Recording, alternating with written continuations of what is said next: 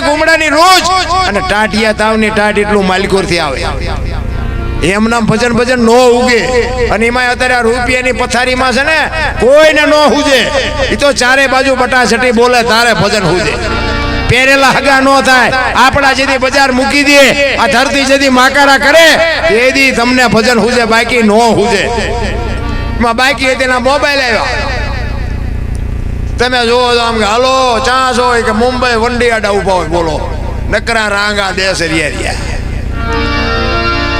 અરે આપણે ઘરે કોકના ઘરે જાય તો આમ કરતા હોય એટલે આપણે તારા બાપા જાય જાય તો આપણે હમું અથર કરી જોતા નથી પાણી સીના પાયા કેવો સમય આવ્યો એ તો જો અમારે ત્યાં સુરનગર આજુબાજુ ક્યાંક મારે પ્રોગ્રામ હોય ને પછી હું પ્રોગ્રામ પતાવીને ઘરે જાઉં ને 4 વાગે 3 વાગે 5 વાગે એ વખતે અમારા ગામના પાદરમાં રામાપીરનું મંદિર છે ને અહીંયા બધા છોકરા 5 વાગ્યા સુધી આમ કરતા બોલો મને એમ થાય કે ભૂખ નથી આવવાની આખી રાત જે બાપુ અહીંયા કણે કોંકા મારતા હોય હવે ધંધો શું કરે હે આ મોબાઈલ તો બાપુ તમે 10 વર્ષ પછી બાપ દીકરો આ મારા બાપ પાસે એમ છોકરો નથી કહેવાનો 10 વર્ષ આવવા દો 10 વર્ષમાં બાપુ બધાનો સંબંધ ખતમ થઈ જાય વાતો બધા કરે હિન્દુ રાષ્ટ્ર બનાના હે મેરા ભારત માન ખટારા ને ઠાઠા લખ્યા મહાભારત નો થાય દિવાલ ઉપર લખીએ મેરા ભારત માન એમ ભારત મહાન થઈ જાય તમે અત્યારે મોબાઈલ ખોલો તમારી પાસે બધા મહાન કરે એવા જ નથી આવતા બધા તમે જુઓ તો આપણા ટાંટિયા નથી તાણતા આ ભારત મહાન થાય કોઈ દી બોલે કઈ વળે એવું નથી રામ માર્ગે હાલતું થવાની જરૂર છે આખી દુનિયા વાતો કરે છે તમે જો આ દેશ ઉભો છે ને જય જવાન ને જય કિસાન થી ઉભો છે આ દેશ આ બે જ વ્યક્તિથી બાપુ આ દેશ ટકી રહ્યો છે સમજી લેજો આપણે નહીં હોય ને તો કાંઈ ફેર નથી પડવાનો અને દુખી આ બે જ છે એક આ દેશનો જવાન દુખી છે અને એક દેશનો ખેડૂત દુખી છે કરોડો રૂપિયાનો આસામી હોય ને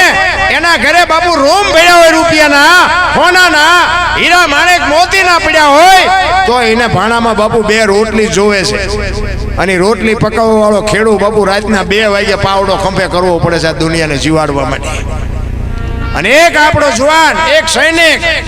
તમે જો રાત ને દી ટાટ તડકો વરસાદ બરફ એક બાજ નજરે બાપુ તમે વિચાર કરજો આંખનું મટકું માર્યા વગર બાપુ તમારી મારી ચોકી કરે છે અહીંયા કોઈ એમ નથી કહેતું કે અમારાની રક્ષા કરવી છે ને ઓલો એમ નથી કહેતો કે મારાની રક્ષા કરવી છે મારો દેશ મારા દેશના સૈનિકો બાપુ દેશની વસ્તીની ચોકી કરે અહીંયા 1-2 કલાક જો આ સરહદની રેટી મૂકી દે ને તમારા ઘરે તમને ન જીવવા દે અને દુખી આવડા બે જ છે નથી દેખાતું આપણને અમારે તો અહીંયા અમારા સુરેન્દ્રનગર થી અમારા રસ્તે ઓલું પ્લેન ઉતરે શું કહે હેલીપેડ હેલિકોપ્ટર લઈને અમારે આવે ને અહીંયા કોઈ અધિકારી આવવાના હોય ને એ કે સવારે 9 વાગે સાહેબ આવવાના છે સવારે 5 વાગ્યાના બાપુ પોલીસ ખાતાનું ઊભું રાખી દીધું એવું અને તમે જુઓ ને અહીંયાથી આમ ભાઈડો આખો ન જઈએ કે એમાં પાણીનું પાઉચ છે ને લેવા જઈએ અને સવારના 9 નું કીધું હોય સાંજે 5 વાગે આવે ત્યાં સુધી તમે જુઓ ને આમ અડી ખમ ઊભા હોય ક્યાંય હમણાં આવી જાય તો કેટલું ફડકમાં જીવવાનું તોય પાછા એમ કે પોલીસ વાળા તો હરામનું ખાય છે ને પૂંછડું ખાય છે ને ઢોકળું ખાય તમે સુધરી જાવ ને શું ખાવાના હતા તમારા મોટરસાઇકલમાં પીયુસી ન હોય એ તમારો ગુનો છે દેવા પડે પીયુસી રાખો હમણાં અમારે પીયુસી બાબતમાં કે અમારે ભાઈ હતા ને કોઈક જમાદાર ભેગા થયા છે 500 રૂપિયા તોડ્યા પીયુસી નહોતું ને અહીંયા આવીને ગાડ્યો મીડો બોલો પોલીસ ખાતાનો તો આમ થાય છે ને પોલીસ ખાતાનું આમ થાય શું થયું મને કે 500 રૂપિયા લઈ જાઓ મેં સમજામતા એ કે પીયુસી નો તમે પીયુસી કેટલા નો આવે એ કે પસાનું તમે તો એ કરાવી લેવાય ને 500 નો દેવાય ને એ કે આના પણ કે 500 હોય મેં કીધું કરાવી લેજો ને કે બીજો કોઈ ફટકાય છે તમને બીજા 500 દેવા જોઈશે એ મેં તમારી કથા નહીં આપણે તમે ગુનો કરો એનું કાંઈ નથી અને ગુનાનું બાપુ બદલો દેવો પડે તો તમને હબાક આવે એ તો કેવી વાત કહેવાય કાયદાના નિયમનો ભંગ કરો તો બાપુ માર ખાવાના જ આવે એમાં કઈ મોટી વાત નથી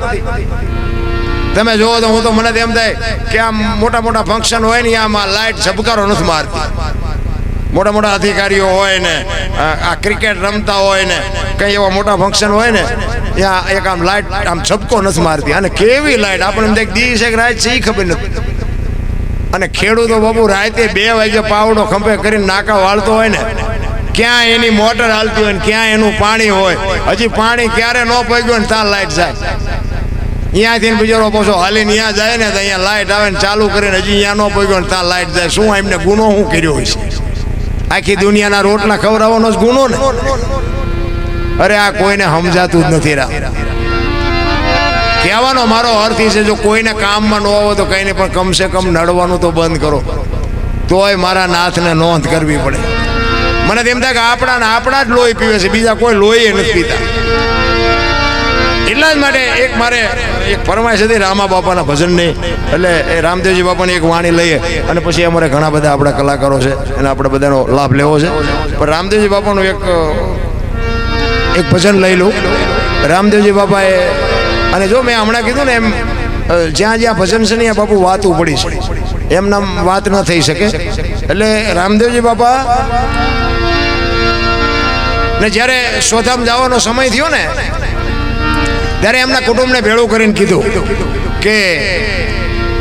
મારો સમય થયો અને તમે આ બધું કરો, પણ એમને એક વાત કરવાની હતી. કઈ કે મારી સમાધિ લેવાઈ ગયા પછી દુનિયા ગમે કે બ્રહ્મા વિષ્ણુ મહેશ આવીને કદાચ કહે ને તો તમે મારી સમાધિ ખોલવાની વાત ન કરતા. આ રામદેવજી બાપાના શબ્દો. શું કામ? હરભુજી એમના માસીના દીકરા ભાઈ થાય, એમને વચન આપેલું કે હું તમને મળ્યા સિવાય જઈશ નહીં, અને સમય સંજોગ અનુસાર બે જણા મળ્યા નહીં. એટલે રામદેવજી બાપાએ આમને પહેલા કીધું કે મારે એમને મળવું પડશે, અને આ લોકોને શંકા જાગે અને કદાચ ખોદે, એટલે અગાઉ ભેગા કરીને કીધું કે તમે સમાધિને કોઈ કમી કે તમે ખોલતા નહીં. બધા સહમત થયા અને એ કાર્ય બધું પૂરું થયું. અને આ વાત ઉડતી હરભુજીના કાને પડી. એટલે હરભુજી માનતા નથી, એ કે બને જ નહીં કોઈથી ખોટી વાત. બોલો, વચનનો સિદ્ધ માણસ છે, મને કીધું છે મળ્યા સિવાય નહીં જવું, એ કે કોઈ દી જાય જ નહીં. કોકે કીધું પણ અમે ન્યા જ હતા, મુઠ્ઠી માટી અમે નાખી, એ કે હું અહીંયા રણુજા જઈને પાકું કરું પછી હા ત્યાં સુધી ખોટી વાત. અને ત્યાંથી બાપુ હરભુજી ઘોડે ચડ્યા અને હરભુજીને બાપુ વાણી લખવી પડ્યા. શું કે છે?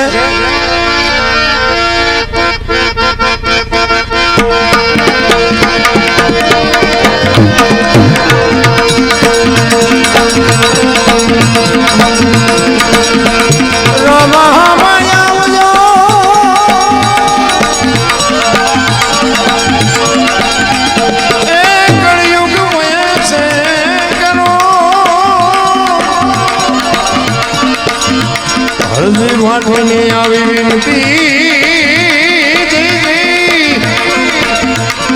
તમે રેજો હજરા હજરો